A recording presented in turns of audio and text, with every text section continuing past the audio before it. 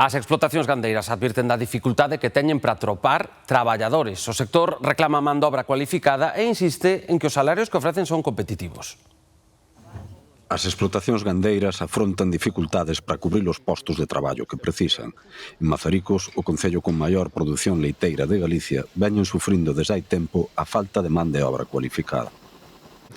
Sí, bueno, este problema está en todos os sitios, en todas as granxas, non? E tampouco entendo moito porque non hai xente para traballar nesto, non?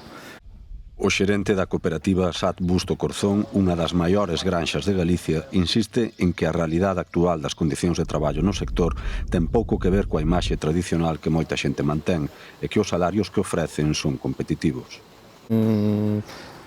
Pódese ter un sueldo bo, pódese vivir ben, ter calidade de vida, un salario digno, e é un traballo como outro calquera, cos teus días libres, cos teus vacacións, cos teus fins de semana, cos teus festivos. Un traballador pode cobrar desde 1.500 hasta 2.500 euros ao mes ou máis. Todo depende da súa labor e do seu aprendizaje, como funciona na empresa, non?